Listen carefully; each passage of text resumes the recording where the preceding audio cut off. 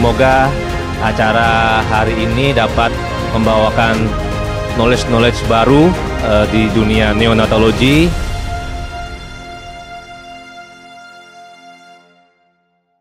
Assalamualaikum warahmatullahi wabarakatuh. Salam sejahtera. Terima kasih atas kedatangannya. Sebetulnya saya bukan ahli ventilator. Sudah diketahui teman-teman semua, saya senangnya di nutrisi, tetapi ditugaskan oleh Dr. Adi untuk bicara tentang grafik. Saya akan coba berdiskusi, mudah-mudahan setelah mendengar atau melihat lecture saya pada pagi hari ini, teman-teman minimal bisa tahu scalar dan loops. Tapi akan diterangkan di sini tentang grafik user interface, flow sensor, grafik paru yang ada dua macam, scalar dan loop, lalu interpretasi dari masing-masing, dan perubahan ventilator apa yang harus kita lakukan. Oh iya, maaf. Saya kalah sama Mbak Risma, padahal Mbak Risma hipoksik, saya enggak. Suaranya nggak kedengeran katanya. Perubahan setting ventilator yang harus kita lakukan setelah kita melihat scalar dan loops. Kita tahu cara pantau bayi dalam ventilator. Pertama tentu klinis, ya. Klinis itu tidak tergantikan. Jadi nomor pertama pasti adalah klinis. Yang kedua tadi Dr. Azari tentang analisa gas darah. Ketiga tentu dengan pencitraan, kalau ada perburukan atau kita mau lihat perbaikan pasti kita lakukan foto ronsen, dan saat ini lebih ke USG karena lebih cepat. Dan yang terakhir adalah grafik paru atau pulmonary grafik. Kenapa menggunakan grafik paru? Karena grafik paru itu tiap jam, tiap waktu dia akan berubah. Jadi dia real time, ya. Terus itu bisa sebagai data dasar untuk kita mengadjusting atau membenarkan, menyesuaikan setting ventilator kita. Dan dengan grafik ini sebetulnya kita bisa mengetahui fisiologi dari paru pasien kita, terutama adalah ventilasi. Tapi ada keterbatasannya. Keterbatasannya apa? Pertama, karena ini adalah menggunakan teknik atau teknologi yang tinggi, maka terkadang kalau sensor tadi teman-teman sudah bilang sensornya rusak terus di RSCM gitu ya, sehingga tentu grafiknya tidak akurat ya. Jadi ini karena masalah teknik. Sampai saat ini belum ada algoritma kalau grafik yang seperti ini sebaiknya kita lakukan ini gitu ya. Belum ada sampai saat ini. Jadi masih berdasarkan pengalaman dari klinisi. Semakin kita sering lihat grafik, mudah-mudahan semakin terpapar, maka kita lebih mengetahui apa yang harus kita lakukan kalau kita menemukan data dari grafik seperti yang tampil di interface-nya. Lalu ada variabilitas dari alat, variabilitas dari pasien itu sendiri. Jadi memang sangat sulit untuk melihatnya. Jadi kita harus terus lihat per hari dari pasien yang mungkin diagnosisnya sama, misalnya penyakit membran hialin, tapi bisa aja grafiknya berbeda. Dan harus kita ingat bahwa grafik ini menunjukkan fisiologi dari paru, jadi bukan bayi secara keseluruhan, sehingga sekali lagi klinis adalah yang paling penting. Tipsnya bagaimana? Kita kenal dulu ventilator kita yang ada apa, grafiknya bentuknya seperti apa, mode yang kita pakai apa, itu semua mempengaruhi bentuk dari grafik itu sendiri. Jadi kita harus mengingat polanya, lalu mengkonfirmasi. Jadi nggak boleh baca hanya dari misalnya satu skalar, terus kita berkesimpulan bahwa ini ada over distancing, nggak boleh. Jadi kalau skalar kelihatan ada kelainan, maka lihat lagi di skalar kan ada 3. Lihat dari skalar yang lain atau dari loops, ya. Jadi tidak boleh hanya dari satu grafik. Lalu jangan lupa korelasikan dengan klinis bayi. Nah, grafik paru ini sebetulnya dia adalah proyeksi dari parameter yang ada di paru. Bolak-balik dibilang real time, continuous, dan semuanya akan diolah oleh mikroprosesor yang ada di ventilator. Nah, untungnya ventilator tahun 2000 ke atas itu graphical user interface-nya sudah touchscreen dan sudah ada warnanya. Ini adalah graphic user interface. Maaf, nggak pakai yang sekarang. Syaratnya harus ada sensor. Sensor kita ketahui ada proksimal, ada yang distal. Untuk neonatus katanya yang lebih menggambarkan fisiologi paru adalah yang proksimal. Jadi dianjurkan yang proksimal itu sebelum ET biasanya. Nah, ini yang proksimal dan ini adalah yang distal. Yang lebih dianjurkan untuk neonatal adalah yang proksimal karena bisa mengukur flow maupun pressure yang masuk dan flow dan pressure yang keluar, sehingga lebih menggambarkan fisiologi dari paru tersebut. Macam-macam sensor, ada yang menghitung berapa kehangatan yang diperlukan, berapa electricity yang diperlukan untuk menghangatkan, atau ada juga yang pakai mengukur tekanan antara yang di proksimal maupun yang distal. Manapun yang itu tidak penting, yang penting adalah bisa melihat grafik. Jadi yang diukur sebetulnya adalah pressure atau perbedaan tekanan dan aliran udara atau flow. Yang nantinya diolah oleh mikroprosesor adalah volume tidal. Jadi ada dua ya tadi, scalar dan loops. Scalar. Nah, scalar itu adalah semua yang diberikan oleh ventilator. Jadi dia ada flow, ada pressure, ada tidal volume yang tadi. 3 itu aja. Semua direpresentasikan dengan time, dengan waktu. Jadi gampang ngafalinnya. Scalar pasti ada tekanan, flow, dan volume. Yang X-nya adalah waktu. Grafik scalar selalu bergerak dari kiri ke kanan. Nah ini, kita harus tahu tadi Dr. Risma udah menerangkan tentang volume control tadi. Udah jarang pakai yang pressure control ya. Nah ini makanya kita harus mengenal ya modenya, bentuk dari waveformnya kita. Ya, jadi kalau volume control dia lancip untuk ini ya, pressure selalu bentuknya pressure, flow, volume, selalu pressure, flow, volume. Nah, untuk yang pressure kalau volume control dia biasanya inspirasi, terus di sini ekspirasi. Kalau yang pressure control dia inspirasi, ditahan sedikit, ditahan dulu plateau, baru dia ke ekspirasi ya. Ini pressure support hampir sama. Lalu untuk flow ini satu-satunya yang ada inspirasi dan ekspirasi di bawahnya.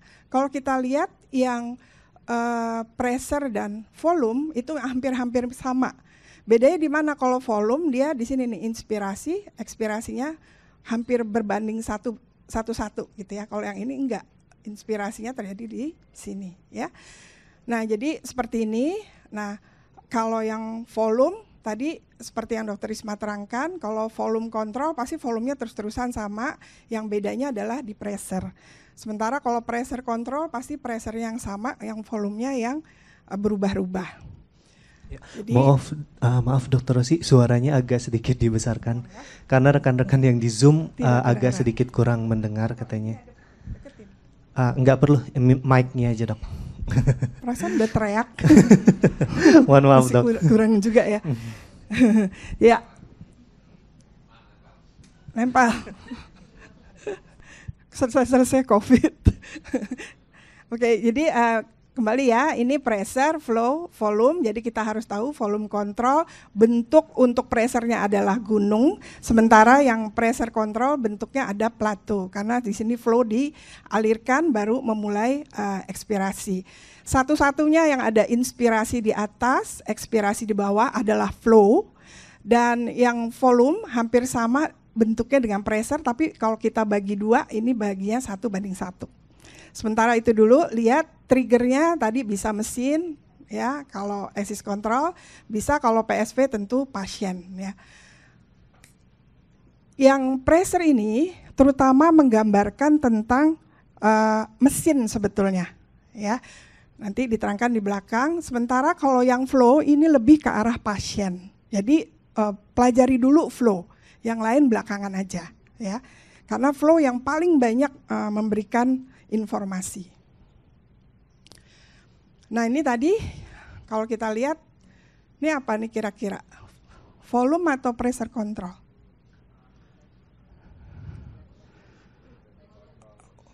Volume ya, volume kan kayak gunung. Kalau pressure control tadi ada sedikit plateau ya. Jadi ini volume ya. Ini balik lagi nih supaya ingat, ini pressure, ini flow, ini volume ya. Nah, bedanya di sini adalah dia kalau yang pressure dia ada PEP, PIP, PEP ya. Inspirasi terus terakhir ekspirasi. Ini wave flow, flow paling bagus inspirasi ekspirasi. Kalau volume hanya menggambarkan volume tidal yang ada di situ. Nah, ini gambaran yang akan terlihat di ventilator ya. Di bawah kurve pressure ini adalah MAP tentu ya, mean arterial pressure, airway pressure. Jadi untuk yang pressure kita bisa tahu PIP, MAP, ada inspiration hold sedikit, PEP, fase pernafasan, inspirasi ekspirasi, mode ventilator dari situ bisa kita tahu, dan rise time. Rise time itu untuk naiknya, untuk mulai flow diberikan dan mulai pernafasan. Nah ini yang harus dihafal, nih susahnya nih di ini. Jadi untuk pressure, apa aja yang bisa dilihat? Ini yang gampang, sebetulnya banyak sekali yang bisa dilihat, cuma ini 3 dulu deh, kalau banyak nanti mabok ya.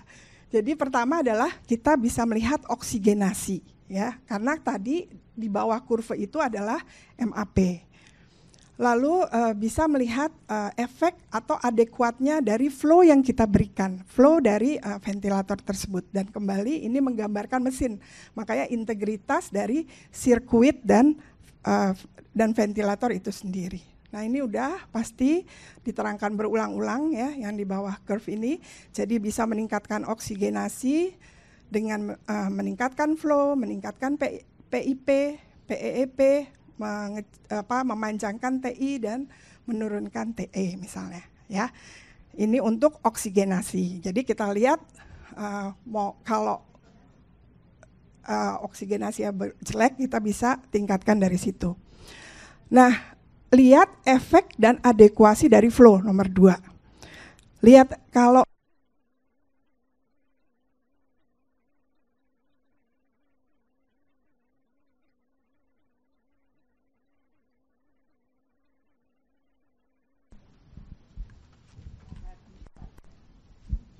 cek.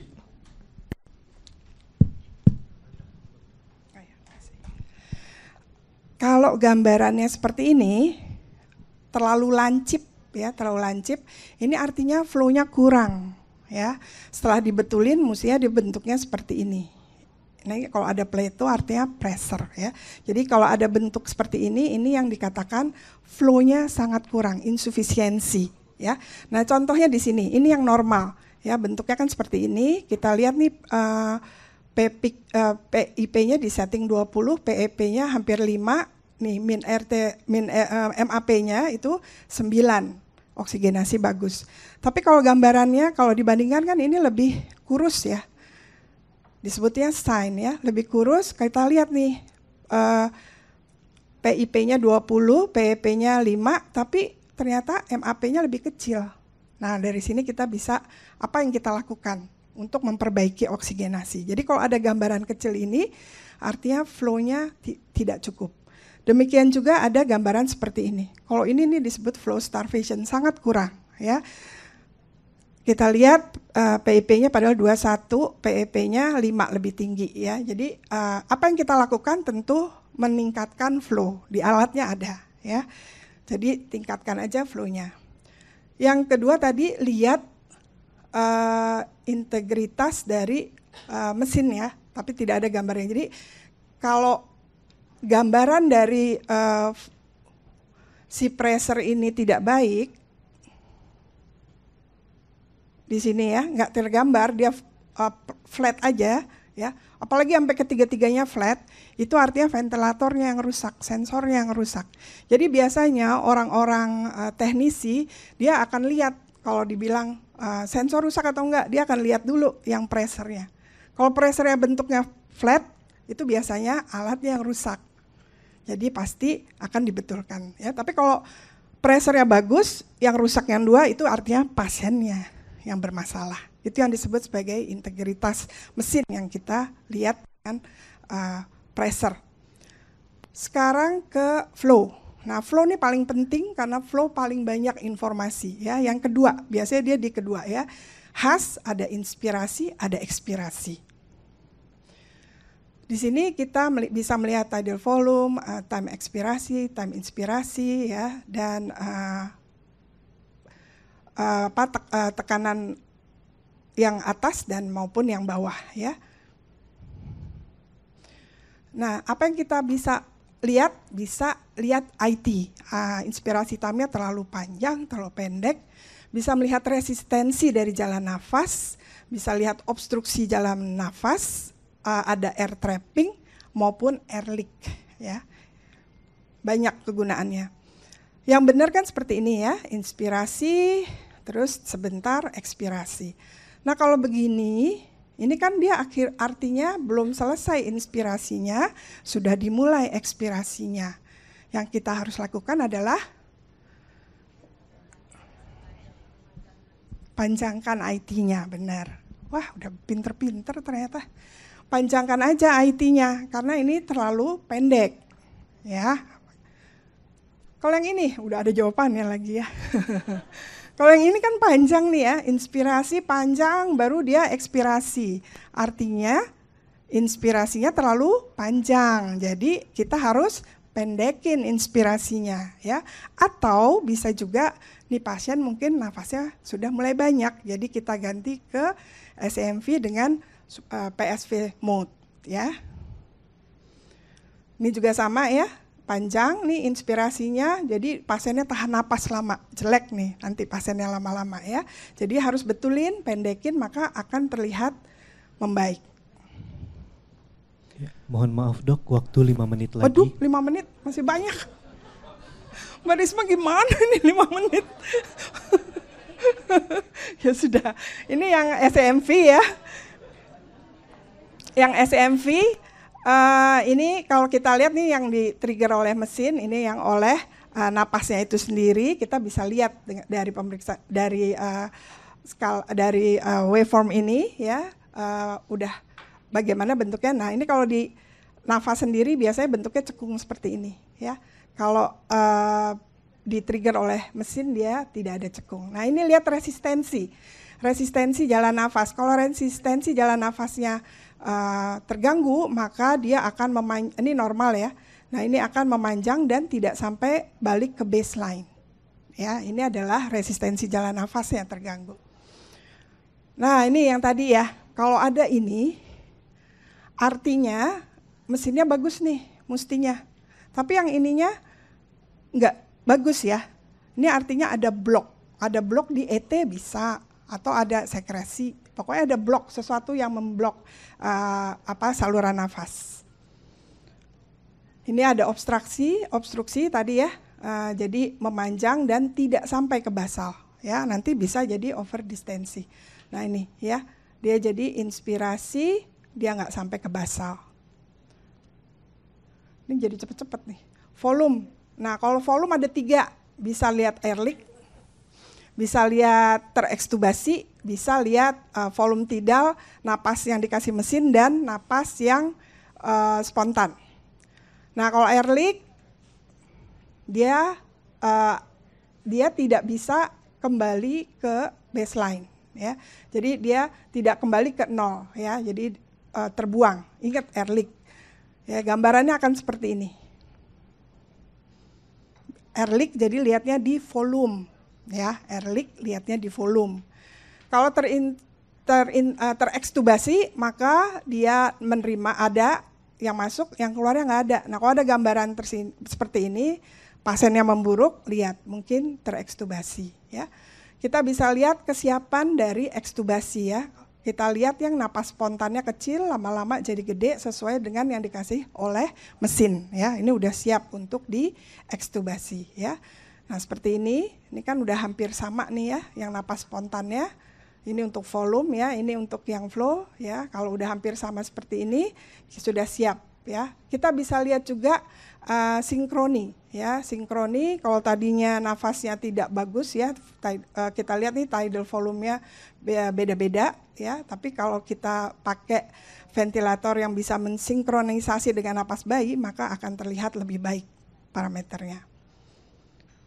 Nah ini loops ada 2. Ada pressure volume, ada volume flow, ya nanti langsung aja deh. Nah ini pressure volume bentuknya seperti penguin, ada yang bilang seperti daun ya. Dan ini adalah 45 derajat Celcius ya. Di sini banyak yang bisa kita lihat. Kalau kita mau pasang ventilator kan kita maunya di safe zone. Di sini bahaya, bisa atelektasis, yang di sini bisa overdistensi. Nah pressure loop ini bentuknya adalah inspirasi dulu, baru ekspirasi. Lihat kalau ini adalah yang, ini kan volumenya terus-terusan sama, tapi pressure-nya yang turun. Nah yang normal nih yang di tengah. Kalau yang ini dibilangnya juga compliance ya, dengan melihat PV loop kita bisa melihat compliance-nya. Kalau di sini compliance-nya jelek, sini bagus, sini hati-hati. Jadi kalau kasih surfaktan, sebelum surfaktan misalnya dia intubasi, bisa di pause, kita lihat misalnya dia di sini, pas sudah dikasih surfaktan, tiba-tiba dia arah ke sini, ini kita harus lakukan sesuatu, ya. Settingnya harus dibetulkan. Itu tadi yang volume, sementara tadi yang volume ini adalah yang di setnya adalah pressure, ya. Sama, yang normal ini, yang compliance-nya jelek, dan ini yang sudah over. Apa yang bisa dilihat nih, yang paling banyak adalah tadi yang flow, yang kedua adalah PV loop. Dia bisa lihat compliance tadi ya, melihat air trapping, air leak, flow starvation atau flow-nya tidak adekuat. Tadi yang flow tidak adekuat apalagi ya? Yang pertama pressure, udah lupa ya. Itu harus dihafalin, memang susahnya di sini nih. Pressure ya, terus optimum opening pressure, dan juga bisa melihat resistensi jalan nafas. Tadi kita ketahui kalau tadinya kita venti dia begini, kita free kita simpan terus dia jadi begini, nah udah membaik nih ya, bisa lakukan setting ya. Nah ini untuk overdistensi, bentuknya kayak paruh burung. Jadi 20 terakhir dibandingkan semuanya ini, total itu kalau di bawah 1 akan terjadi overdistensi. Ya, jadi ingat aja kalau paruh burung itu adalah overdistensi. Kalau ini nggak selesai. Ya, ini adalah air leak. Ya. Nah, kalau bentuknya kecil atau ada coping seperti ini flow-nya tidak adekuat. Ini flow starvation ya, makanya flow-nya harus dinaikin biasanya.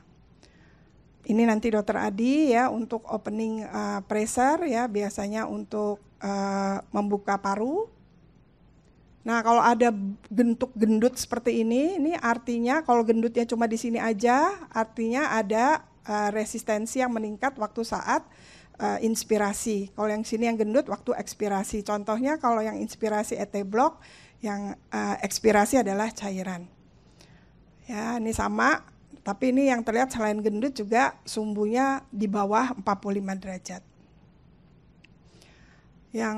Nah kita bisa lihat ya, kalau dia napas spontan maka bentuknya seperti ini, karena 1:1. Kalau dikasih mesin bentuknya seperti ini, sementara yang ini adalah dibantu ya, jadi ada di-trigger oleh nafas terus akan dibantu oleh mesin. Yang terakhir ada flow volume, bentuknya seperti ini. Nah, dia di sini inspirasi, kemudian ekspirasi. Ya, cepat aja ya. Yang dilihat apa? Air trapping, air leak, sama resistensi sama. Nah, kalau air trapping, dia tidak sampai ke sumbu, ke dasar. Jadi di sini ada yang udara yang tertrapping di situ ya. Sementara kalau air leak, dia belum sampai 0 sudah habis. Ya. Yang ininya ya. Dan nih ya, jadi belum dia inspirasi, ekspirasinya sudah habis karena adanya kebocoran. Resistensi meningkat bentuknya seperti ini, ada scoop ya, jadi ada lekukan. Nah ini paling gampang, kalau ada air bentuknya gergaji, bisa di atas, bisa di bawah. Ya kebetulan ini di ekspirasinya. Kesimpulannya bahwa kita bisa memakai grafik ventilator untuk memantau pasien kita, ya. Jangan cuma satu. Jadi tadi kan ada yang air trapping tuh beberapa, jadi harus disesuaikan semua. Yang air leak pakai mana aja misalnya ya, yang resistensi meningkat pakai apa aja. Dan yang penting adalah kenali grafik ventilator yang kita punya dan modenya kayak apa, grafiknya kayak seperti apa. Terima kasih, semoga nanti pas diskusi.